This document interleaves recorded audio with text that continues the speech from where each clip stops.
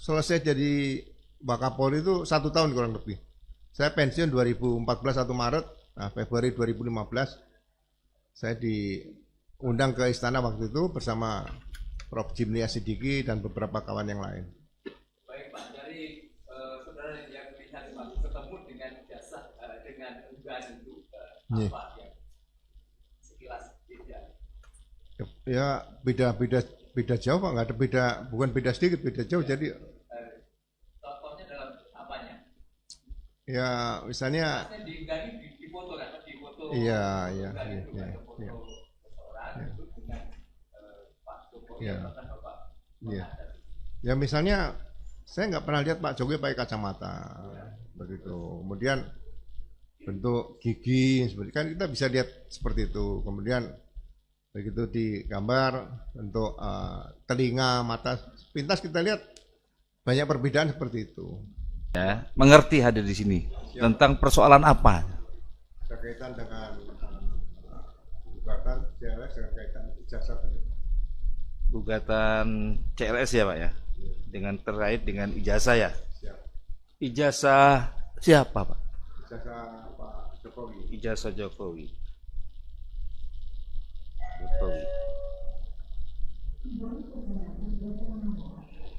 Apakah saksi pernah melihat ijazah Pak Jokowi? Saya hanya melihat dari media sosial dan dari beberapa rekan juga yang didapatkan dari media sosial. Lihat dari media sosial ya. Media sosial. Setelah dilihat di media sosial ya, saksi perhatikan ya, ada masalah apa dengan ijazahnya tadi? Ya, secara sepintas dengan kasat mata saya, yang pertama foto ijazah itu hanya saya amati sendiri dengan mata saya, berbeda dengan Pak Jokowi yang pernah saya ketemu itu. Berbeda ya, berbeda fotonya yang di ijazah, yang ada di media, berbeda dengan yang saudara lihat langsung orangnya, lihat asli orangnya ya. Fotonya bukan asli orangnya. Dengan orang aslinya kan ya, berbedanya. Berbedanya di mana? Ya, kita kan waktu pendidikan juga ada belajar tentang forensik, Pak. Nah, Tentang foto kehakiman, kemudian ada tulis kehakiman semua. iya. Tanda tangan dalam dokumen itu kan juga kita pelajari juga. Itu berbedanya di situ ya. Ya, Setelah mempelajari waktu di pendidikan ada forensik ya, forensik dulu ada forensik apa itu? Di tulis kehakiman. diktaskopi ya kan ya. Jadi dulu namanya kan pendidikan diktaskopi ya. Daktiloskopi. Daktiloskopi kan ya. Iya kan? Belajar juga ya. Isi di jari. Nah, sidik jari termasuk itu juga ya. Diajari nggak? Ada ilmu tulis kehakiman juga ada, Pak. Termasuk itu ya. Ya, daktiloskopi. Identifikasi loh. Identifikasi ya, ya. Ya saya juga diajari dulu ya. Daktiloskopi ya kan, mengenai sisi jari banyak macam-macamnya. Forensik kehakiman istilahnya ya. Siap. Berbeda dengan yang di orangnya tadi. Ya, orangnya. Orangnya. Selain orangnya berbeda apalagi? Ya, saya hanya diskusi dengan Pak Roy Suryo, kita kemudian dengan Pak Rismon, Dr. Tifa juga ketemu.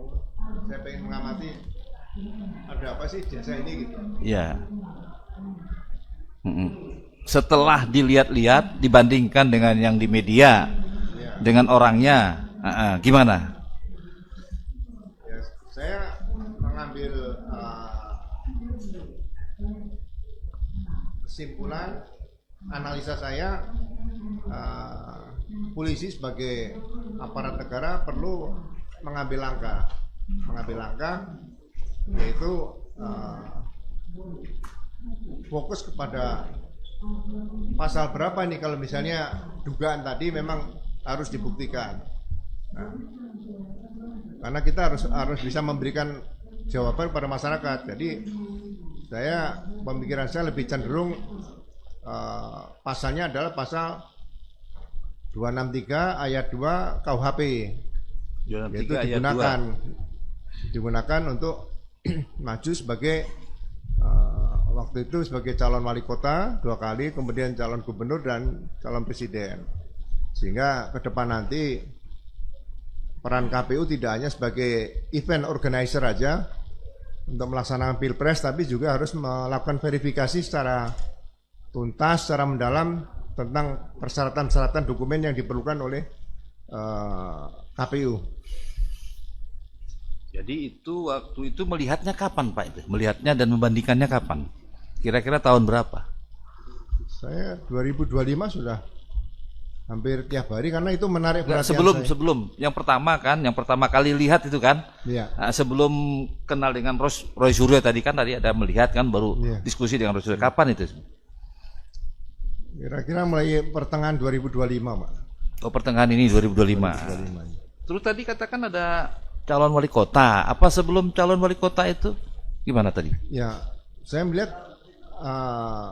undang-undang pemilu. Ya. Kemudian saya lihat persyaratan untuk menjadi calon wali kota, calon gubernur, kemudian juga calon presiden kan bukan hal yang mudah bagi saya. Karena ini kan untuk memimpin daerah maupun memimpin negara seperti itu. Yeah. Jadi kejelian ketelitian itu harusnya ditunjukkan oleh KPU. Seperti misalnya ada ke depan nanti dalam pemikiran saya, apakah calon presiden atau kalau calon kepala daerah terlalu banyak misalnya, cukup peran lokal, perlu dipampangkan di media cetak atau media elektronik yang ada seperti itu, sehingga masyarakat bisa memberikan penilaian dari awal sebelum terjadi masalah seperti sekarang ini kan berlarut-larut seperti itu. Perlunya syarat calon presiden ya, wakil presiden lebih ketat tuh ya. Ya. Usulan saudara kan ya. Siap. Perlunya ya. Berarti adanya perubahan atau perbaikan undang-undang gitu ya. Atau aturan di bawahnya. Yang penting realisasinya. Jadi seperti contoh misalnya KPU. Ya. Kalau KPU menerima persyaratan untuk verifikasi itu kan harus membuat berita acara. Ya. Kemudian juga diumumkan. Nah, ada nggak masukan-masukan dari publik dan sebagainya maju. Tapi diberikan batas waktu sehingga tidak terlalu lama. Misalnya 1 minggu menerima masukan dari beberapa pihak seperti itu. Selama ini ada KPU seperti itu.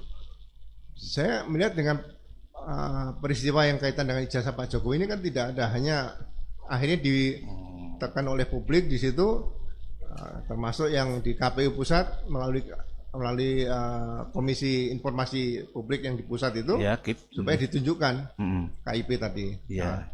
Nah, sebetulnya bagi saya kalau KPU sudah berani menunjukkan seperti itu, KPU pusat, nah pasal 263 ayat 2 KUHP itu bisa diterapkan dulu, itu menjadi barang bukti karena digunakan. Jadi bukan yang menyerahkan. Kalau waktu itu di KPU diteliti dengan jelas, ini kan tidak akan maju.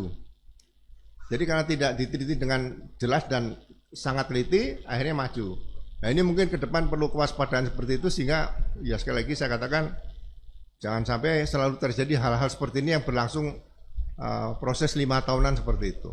Jadi peraturan KPU-nya Pak Daya. Peraturan KPU-nya yang harus diperbaiki ya. Nah itu. Memang ini yang masukan begini.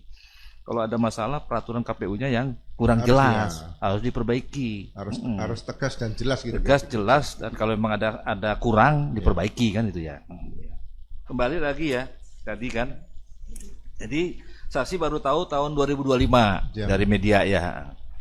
Tapi belum pernah lihat saksi ijazah aslinya Pak Jokowi. Sampai sekarang saya nggak pernah. Nggak pernah lihat ya. Tidak pernah lihat ya. Jadi memang ini masukan ya. Ya. Kalau KPU berarti kan negara ada yang kurang terhadap aturan-aturannya ya kan ya. CLS seperti itu benarnya. CLS kan seperti itu aturannya kan ya. CLS. Bagi kan saya ke depan peraturan-peraturan KPU itu harus diberikan kepada publik pencerahan supaya trust, kepercayaan publik ini bahwa KPU bukan hanya sekedar event organisasi untuk melaksanakan pemilihan dan pemungutan suara saja, itu saja. Kan pemilihan seluruh Indonesia lagi ya. Seluruh Indonesia KPU itu kan dibagi-bagi. Ada pertanyaan? Ya silakan. Tanya. Tahun 2025 ya? Siap ya. Tapi setelah ada persoalan ya. Ya.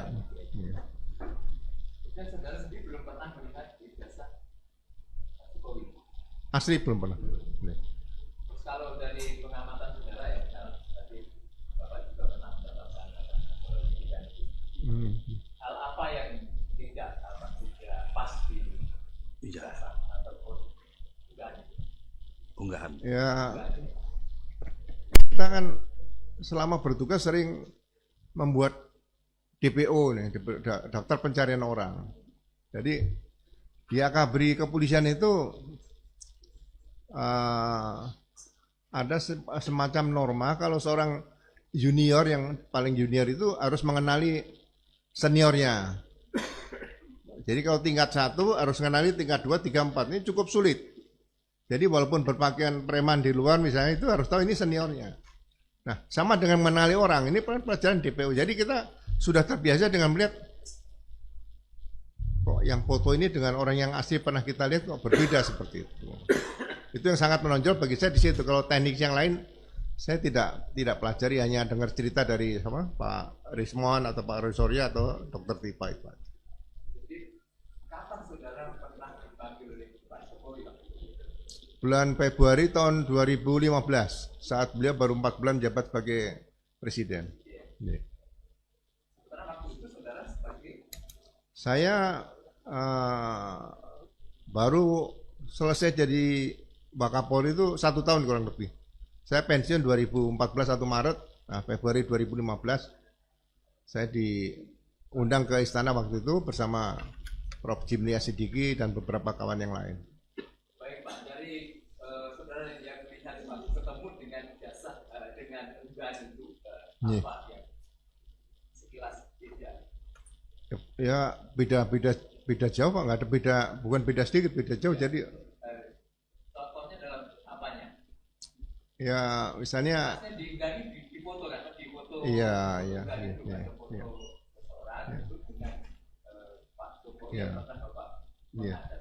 Ya misalnya saya nggak pernah lihat Pak Jokowi pakai kacamata, begitu. Kemudian bentuk gigi seperti kan kita bisa lihat seperti itu. Kemudian begitu di gambar bentuk telinga, mata, pintas kita lihat banyak perbedaan seperti itu.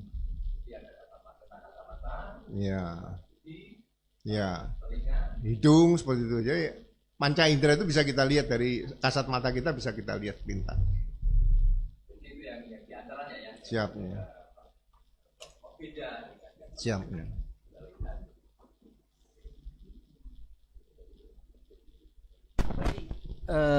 Pernah melaporkan atau saudara yang melapor tadi kan pasal 263 ngomongnya saksi kan, pernah melapor ke polisi? Belum, jadi saya diajak dialog dengan beberapa kawan-kawan dengan Prof. Refli juga.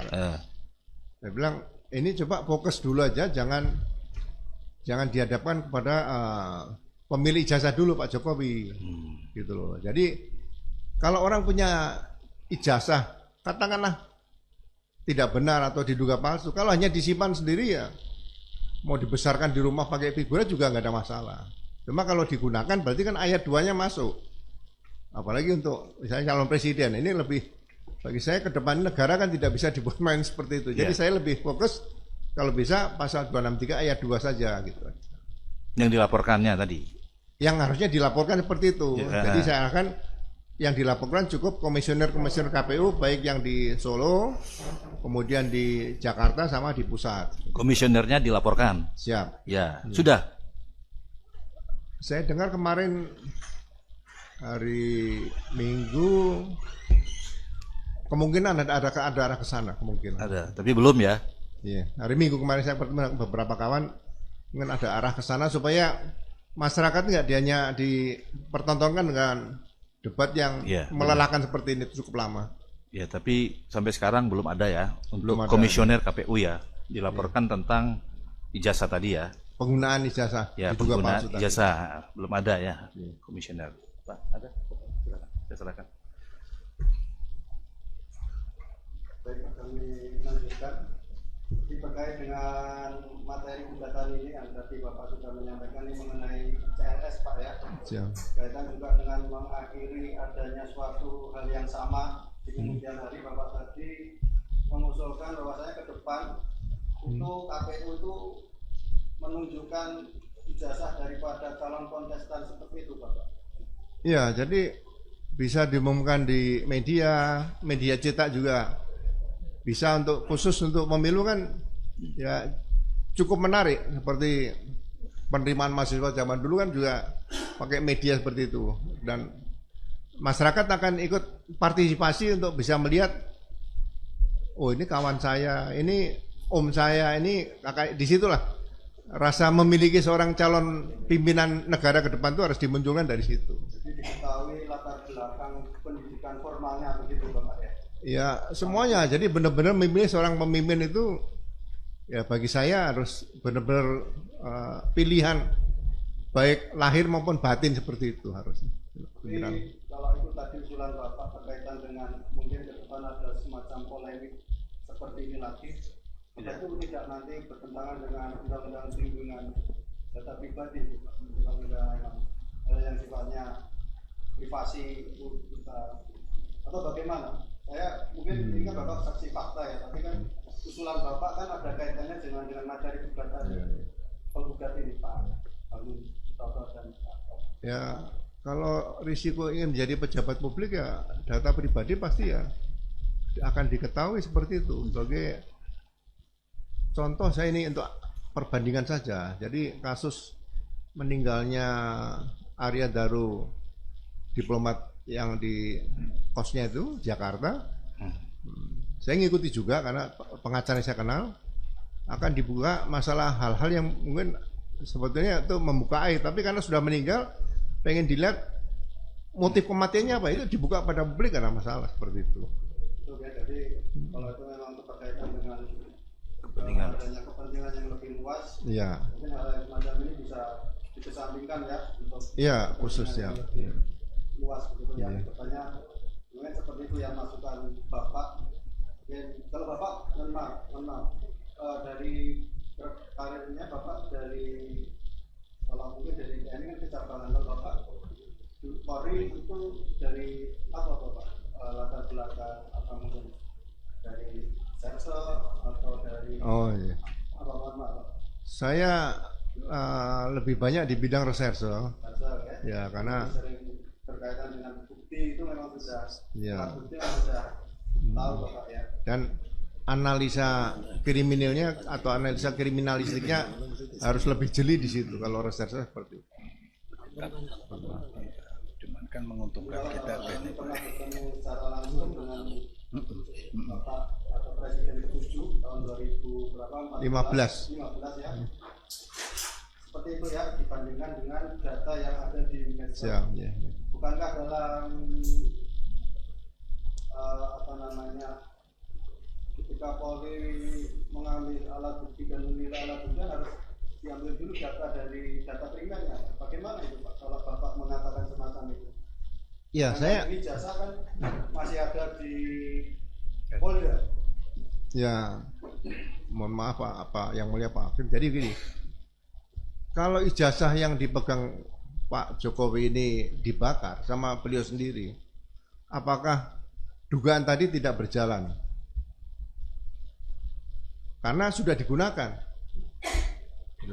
Jadi kalau ada di Polda sekarang ini seperti yang diberitakan di media, seperti yang pernah gelar perkara khusus kemarin, ini saya bertanya dalam hati seorang reserse, mantan reserse, ini barang atau barang bukti? Nah, kalau itu barang bukti berarti kan barang yang diduga hasil kejahatan sesuai dengan pasal kalau nggak salah 38 ya di KUHP itu tentang penyitaan tadi. Nah, situ. Jadi ini harus dibedakan, ini dokumen, ini barang atau barang bukti. Kalau ada di polisi berarti barang bukti lah. Mengambil kesimpulan sementara loh. Kalau barang bukti kan barang yang dipakai sebagai kejahatan atau hasil kejahatan dan sebagainya. Ini sensitif bagi saya seorang reserse gitu. Jadi bagi saya lebih bagus kalau fokusnya kaitan dengan dugaan ijazah di KPU. Nah, KPU tadi yang disita resmi oleh kepolisian dengan beberapa petunjuk cukup banyak menurut saya. Yang didapatkan di media itu kan sudah dibuka semua, ada harian kedaulatan rakyat itu sebenarnya demi kepentingan negara dan bangsa ya kepolisian negara Republik Indonesia jangan ragu-ragu untuk mengungkapkan seperti itu. Maksudnya ke depan jangan sampai terjadi lagi hal-hal seperti yang sekarang terjadi itu. Jadi seperti itu pandangan Bapak ya. Siap. Kasus atau polemik yang sekarang ini sedang terjadi dalam perkara itu, termasuk juga adanya gugatan ini kan. Siap. Sebenarnya kan memang pengen polemik ini berhenti dan ada endingnya, tapi kan sampai hari ini memang masih berlanjut seperti ini. Bahkan ada laporan juga Pak Jokowi. Tapi kalau dari sisi lidiknya maupun sidiknya Sersa, hal-hal yang bukan merupakan data primer juga dimungkinkan seperti itu Pak. Kita mengambil suatu asumsi sehingga meningkatkan ke penyidikan. Ya, jadi menarik ini kan kebetulan menyangkut Presiden ke-7 nih malah negara Pak. Jadi saya juga berpikir gini, apakah dibuatkan laporan polisi model A? Ya, saya menarik karena waktu pertama kali saya bertugas tahun 79 di kepolisian itu ada asisten Kapolri bidang reserse intelijen. Nah sekarang reserse juga melaksanakan tugas intelijen penyelidikan. Padahal penyelidikan itu bagian dari penyidikan. Jadi beda penyelidikan reserse dengan penyelidikan intel. Gitu loh. Tapi saya lihat sekarang ya mohon maaf itu perlu perbaikan juga nanti ke depan ada peraturan Kapolri nomor 6 tahun 2019 itu bagi saya yang sangat mengagetkan gitu. Maksudnya kok ini jadi tumpang tindih antara reserse sama intel seperti itu. Makanya kalau misalnya kaitan dengan ijazah yang diduga palsu tadi sebaiknya tidak usah menunggu polisi bisa datang ke KPU dilihat ini harus dituntaskan ya disita dulu yang dari KPU KW dulu. Jadi jangan selalu debat antara Pak Jokowi dengan yang dikenal dengan trio RRT misalnya itu dan beberapa orang tadi. Jadi benar-benar udah ini nomor 2 yang kalau misalnya terlibat nanti ayat 1, tapi ini ayat 2 263 tadi buktikan dari KPU dulu supaya persoalan ini bisa cepat selesai seperti itu. Berarti mungkin atau pendapat Bapak mungkin juga perlu adanya peraturan yang memang ketika memang terjadi polemik polisi langsung bergerak aktif begitu Pak ya. Menyikapi misalnya ada semacam kasus semacam ini supaya tidak terjadi polemik mungkin langsung itu langsung mungkin ada aturan yang mungkin bisa polisi itu bisa bergerak aktif supaya polemik seperti ini tidak terjadi lagi mungkin seperti ini Pak ya. Jadi saya tetap bangga sebagai polisi karena di topi polisi itu selalu ada tulisan Rastra Sewa Kotama itu Pak. Nah, Rastra Sewa Kotama itu kan abdi utama dari nusa dan bangsa. Abdi loh Pak. Nah sebagai abdi itu sebagai contoh misalnya dalam pemilu itu polisi harus all out misalnya sirekap seperti selain ya dugaan dengan ijazah tadi. Nah, polisi kalau ada dugaan sirekap kan sudah ada cyber crime-nya di situ, ada direktur cyber. Nah, itu bisa turun. Tapi ada ketentuan-ketentuan untuk bagaimana mendatangi TKP berkaitan sirekap itu kan elektronik jangan sampai mengganggu pesta demokrasi yang besar ini. Bagi saya tantangan Polri ke depan itu bukan hanya ya mohon maaf Pak Hakim kalau dulu kelihatannya kan copet itu kan bisa nangkep copet udah prestasi, tapi kalau bisa mengungkap kaitan dengan masalah cyber ini kan luar biasa seperti itu. Jadi mudah-mudahan 2029 nanti situasinya tidak seperti 2024 atau sebelumnya lah. Ini kan menjadi catatan juga karena ini kan persidangan disiapkan. Siapa tahu nanti ditindaklanjuti sama pengambil keputusan yang di atas Pak ya. Jadi ada KPU atau mungkin ada peraturan tersendiri yang bisa seperti usulan Bapak tadi. Siapa? Wajibkan ijazah di publikasi ya enggak. KPU di media massa termasuk juga sebagai bagian dari rekam jejak pendidikan. Siap. Kami beri kesempatan kepada penggugat untuk bertanya. Silakan. Terima kasih Majelis. Ya. Saudara saksi karena merupakan senior di Kapolri ya sempat menjadi Wakapolri tadi. Kalau unit kerja yang namanya Pusat Laboratorium Forensik itu keberadaannya di mana? Di dalam organisasi Kapolri itu? Ya, sebetulnya berada di bawah Barreskrim juga. Barreskrim. Apakah boleh dikatakan sebagai Wakapolri membawahi unit kerja itu? Ya, saya mohon maaf ya, mungkin sekarang sudah terpisahkan karena namanya Kepala Pusat Laboratorium Forensik Kapus Lapor. Kapus Lapor. Ya, itu di bawah Mabes. Masih ya. Ya, masih di Kapolri, tapi tidak di bawah Mabes Polri. Masih dalam Mabes Polri. Mabes Polri. Oke. Saudara saksi kan pernah berada di Mabes Polri kan? Berarti kan ya. Oke, baik. Tadi juga saudara saksi bersaksi bahwa pernah memperoleh pendidikan forensik juga, gitu kan. Nah, bisa diterangkan pada persidangan ini mengenai proses pengujian keaslian ijazah ya, atau dokumen atau whatever lah Pak ya, di Lab 4 yang tadi diterangkan oleh saudara saksi. Prosesnya bagaimana? Ya, jadi kebetulan ada peraturan Kapolri nomor 10 tahun 2009 ya, berkaitan dengan pemeriksaan laboratorium kriminalistik. Ya. Sekarang lapor, dulu Labkrim namanya. Labkrim ya, betul. Jadi memang tidak mudah untuk menggunakan pemeriksaan laboratorium forensik atau Labkrim tadi. Jadi semua itu harus diawali dengan laporan polisi. Laporan polisi. Ya. Okay. Jadi dalam Perkap nomor 10 tahun 2009 tadi itu laporan polisi, kemudian bukan laporan loh, bukan Dumas loh ya. Ya. Jadi penekanan saya tetap laporan polisi. Laporan polisi. Setelah itu ditindaklanjuti dengan surat perintah dimulai penyidikan. Maksudnya laporan dinas gitu ya, laporan kedinasan gitu ya, yang laporan kejadian berkaitan laporan peristiwa yang diduga tidak pidana. Oh, baik. Ya. Nah, kemudian ditindaklanjuti dengan SPDP atau surat perintah dimulai penyidikan. Ya. Nah, dalam surat perintah dimulai penyidikan itu sudah memeriksa beberapa saksi, kemudian menyita, mungkin meminta penetapan pengadilan untuk penyitaan tadi. Nah, setelah lengkap, yang akan diperiksa ke laboratorium forensik itu adalah yang sudah dilengkapi dengan administrasi penyidikan. Oke.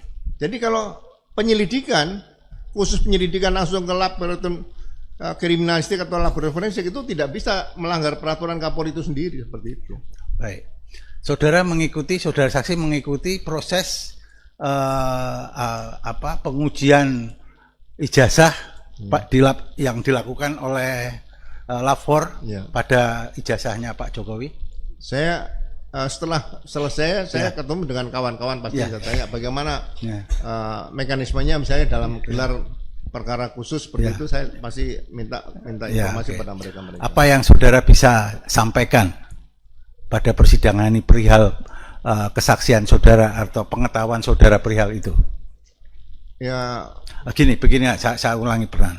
Apa yang seharusnya dilakukan ya oleh Lab 4 tapi tidak dilakukan oleh Lab 4? Yang saudara amati. Ya. Jadi tadi sudah saya sampaikan pada yang mulia para hakim tadi. Ini ada peraturan Kapolri nomor 6 tahun 2019 tentang penyidikan tidak pidana. Jadi saya tidak mengikuti itu, tapi setelah saya baca sepintas sangat aneh kalau peraturan Kapolri tadi disebutkan penyidikan tidak pidana, sedangkan penyidikan tidak pidana sudah diatur di KUHP. Ya. Nah, di situ sebutkan ada laporan atau Dumas. Ya. Nah, istilah-istilah seperti ini nih sebetulnya perlu diperbaiki. Kalau Dumas atau pengaduan masyarakat itu biasanya melaporkan perilaku polisi yang menyimpang. Ya. Misalnya dugaan korupsi, kemudian juga melakukan perbuatan tidak terpuji dan sebagainya, itu Dumas. Ya. Tapi kalau reserse tidak ada Dumas. Okay. Ya, makanya saya selalu sampaikan sama para junior kalau ketemu, coba sosialisasikan laporan polisi itu laporan bukan laporan kebetulan ditangani polisi. Ya. Misalnya jaksa menangani kasus Pak Tom Lembong gitu korupsi, itu juga laporan polisi bukan laporan kejaksaan. Ya. KPK menangani itu, saya baca laporan kejadian itu juga salah menurut saya. Itu harusnya laporan polisi, karena di internasional saya pernah belajar ke Amerika juga. Ya. Itu ya police report. Nah, ini mungkin yang masyarakat kadang-kadang lupa. Laporan atau laporan pengaduan yang diatur di KUHP itu di pasal 1 penjelasannya itu yang dimaksud adalah delik biasa atau delik aduan. Gitu loh. Nah, ini yang mungkin ke depan bagi saya pendidikan Polri perlu diperbaiki seperti itu, sehingga berkaitan laporan yang TPWA ya di Barreskrim itu seharusnya bukan Dumas Ya. Bukan laporan tapi laporan polisi. Ya, laporan. Jadi Setiap laporan polisi yang masuk ditindaklanjuti dengan SPDP baru Ya. diproses. Ya. Jadi tidak ada istilah SP 2 lidik.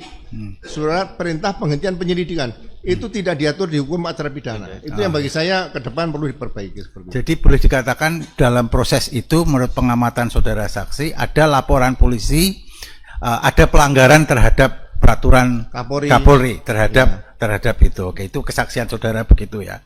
Terhadap KUHAP, Pak, bukan peraturan Kapolri, terhadap KUHAP. Terhadap KUHAP gitu ya. Ada yang peraturan KUHAP yang tidak dilaksanakan oleh lapor begitu. Oke. Oleh penyidik. Oleh penyidik. Ya. Nah, Barreskrim. kalau hubungannya dengan lapor saudara saksi, dengan lapor kan keluar dengan kesimpulan identik dan tidak identik. Dalam kasus ini adalah identik. Itu bagaimana maksudnya? Lapor harus menolak kalau administrasi penyidikan tidak tepat. Oh, seharusnya ditolak ya. Karena yang kedua, pengertian identik itu bagi saya hanya tanda tangan identik. Oh ya. Kalau dokumen misalnya ijazah, sertifikat itu ya asli atau palsu. Oh, kalau identik tidak dikenal dalam lapor. Nggak ada. Kalau uang ya asli palsu, tidak ada uang identik. Oh ya, oke, baik. Seperti itu. Ini mungkin yang perlu selalu sampaikan kepada publik seperti itu. Oke. Baik, saudara saksi, ini agak berbeda pertanyaan saya adalah ketika saudara saksi menjabat sebagai pejabat di Kapolri itu pernah ada nggak semacam tekanan bersifat politik gitu untuk saudara melakukan di luar yang saudara yakini harus dilakukan? Pernah nggak memperoleh tekanan seperti itu?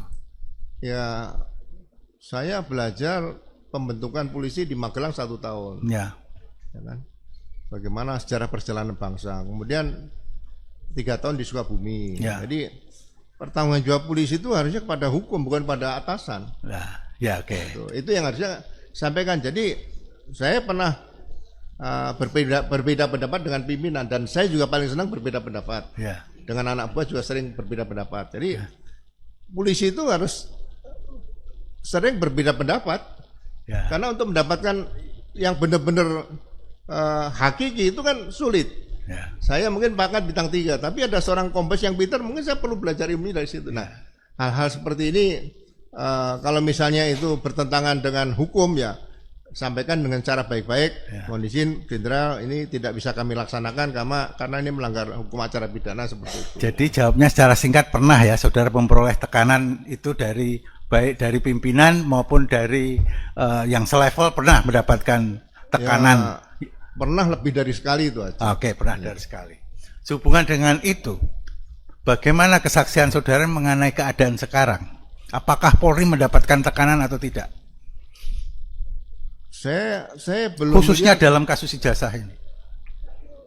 Kalau saya harus melihat begini, ya saya ingin polisi kembali kepada polisi negara Republik Indonesia. Cukup saksi. Jawaban itu sudah cukup bagi kami. Aja. Oke, saudara saksi, boleh saya perlihatkan karena saudara juga pernah belajar forensik kan ya saudara. Boleh izin yang majelis? Silakan. Hormati. Silakan dari apa juga? Dari tergugat. Saudara saksi kan sudah melihat di medsos 2 macam. Silakan, Pak. Silakan. 2 macam dokumen ini ya. Ya, nah. Terus kemudian tadi di persidangan juga diperlihatkan ijazah asli tahun lulusan sama tahun 85. Baik ya. Ini orang yang berbeda, ya. Sekarang sebagai ahli forensik, apa yang saudara lihat sebagai perbedaan? Ya, perbedaan. Ya, bisa kembali. Udah lihat dulu, Pak. Lihat dulu, Bapak. Belum lihat dulu nanti. Lihat dulu Bapaknya. Kalau belum lihat, saksi belum lihat. Boleh. Pegang aja. Kacau.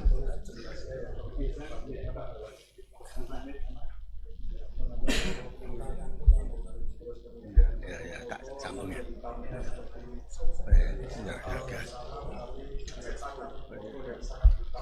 Tekanan lagi. Subscribe, share, like, and comment. Subscribe, share, like, and comment. Subscribe, share, like, and comment. Subscribe, share, like, and comment. Subscribe, share, like, and comment.